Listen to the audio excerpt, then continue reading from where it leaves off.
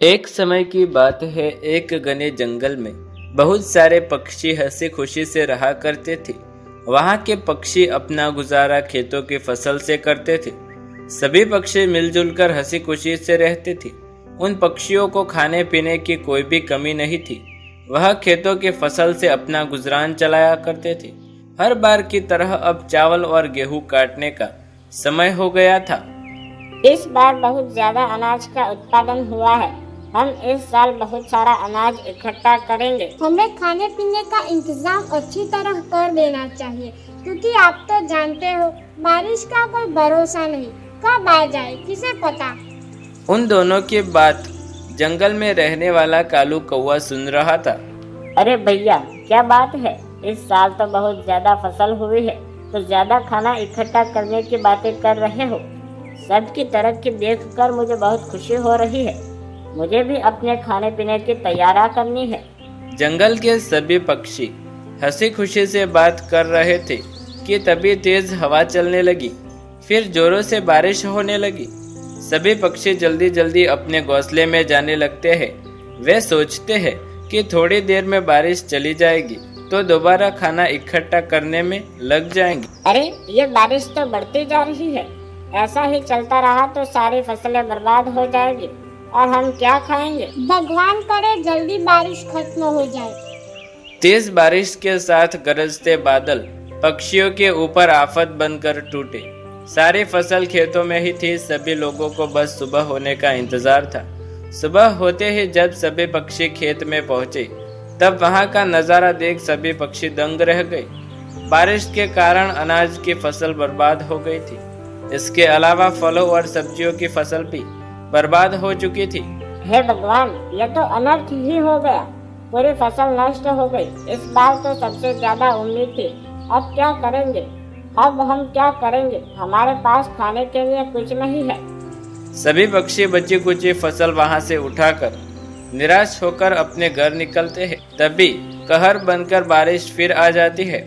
इस बार पहले से भी ज्यादा बारिश हो रही है, पर इसके साथ साथ अब ओले भी गिरने लगते हैं। भगवान, यह कैसी परीक्षा ले रहे हो? पूरी फसल तो बर्बाद हो चुकी है। अब क्या बेघर भी करना चाहते हो? सब ठीक हो जाएगा। फिलहाल हम घर चलते हैं। 1-2 दिन में बारिश बंद हो जाएगी। वैसे भी कुछ दिनों का राशन हमारे पास पड़ा है, उससे गुजारा कर लेंगे। फिर देखते हैं क्या करना है। टुनी और उसका पति अपने घर की तरफ जाते हैं। तभी वहां देखते हैं कि पानी भर चुका है। उन्हें डर था कि अगर बारिश ऐसे ही होती रही तो घर भी टूटकर नीचे गिर जाएगा। जिस बात का डर था आखिर वही हुआ। हमारा घर तो अब पूरी तरह से टूट चुका है। चलो टुनी, जल्दी से यहाँ निकलना होगा, नहीं तो और बर्बादी हो जाएगी।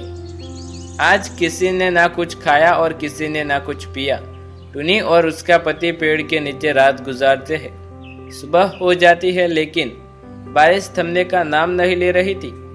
टुनी का पति घर के बाहर देखता है तो सभी जगह पर पानी भर चुका था। सब कुछ नष्ट हो गया था। कई सारे पक्षियों के घर भी उजड़ गए थे। सुनिए, बारिश का कोई भरोसा नहीं है। बारिश कब रुकेगी? हमें अपने लिए कोई दूसरा ठिकाना ढूंढना होगा।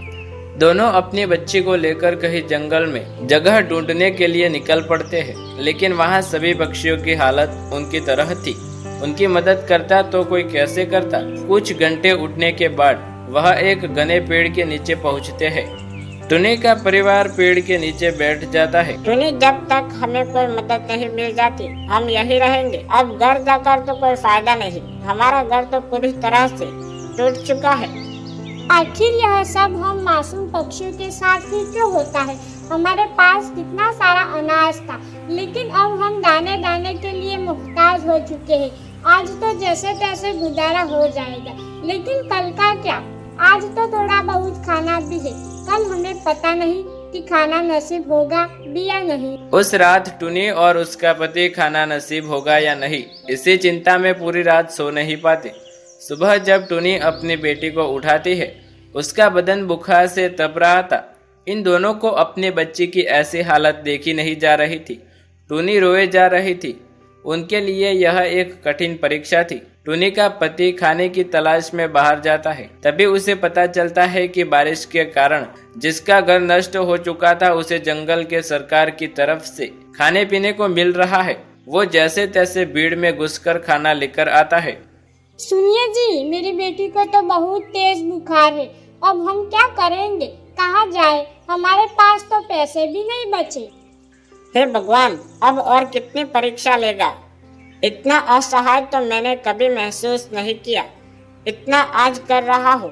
पहले तो तूने हमारे पूरे फसल बर्बाद कर दी, हमारे घर भी उजाड़ दिए, और अब मेरे बच्चे की जान।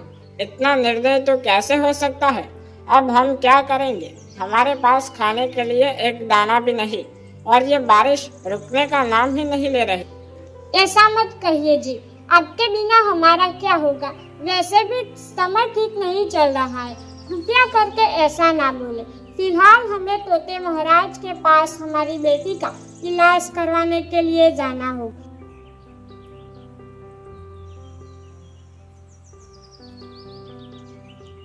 अरे, आपको चोट कैसे लगी? आपके शरीर से तो खून भी बह रहा है। क्या बताओ, जंगल के सरकार की तरफ से हम लोगों को मुफ्त में खाना मिल रहा था।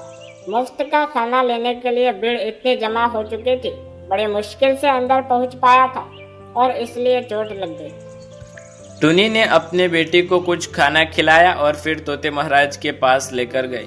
तोते महाराज ने टूनी के बच्चे का अच्छी तरह से इलाज किया और उसे बिल्कुल ठीक कर दिया। कुछ दिनों बाद जिन पक्षियों की फसल बर्बाद हो चुकी थी, जंगल के सरकार की तरफ से उन्हें मुआवजा मिला। टूनी का परिवार वापस अपने गांव लौट जाता है। वहां जाकर टूनी एक अच्छा और पक्का मकान बना लेती है। टूनी और उसका परिवार पहले की तरह फिर से हंसी खुशी से रहने लगते हैं। उन लोगों ने खाना भी बहुत इकट्ठा कर लिया और घर भी पक्का बना लिया। फिर कभी ऐसी समस्या आएगी तो उनके पास विकल्प में रहने के लिए जरिया होगा। अब टूनी के परिवार की जिंदगी बहुत अच्छी चल रही थी।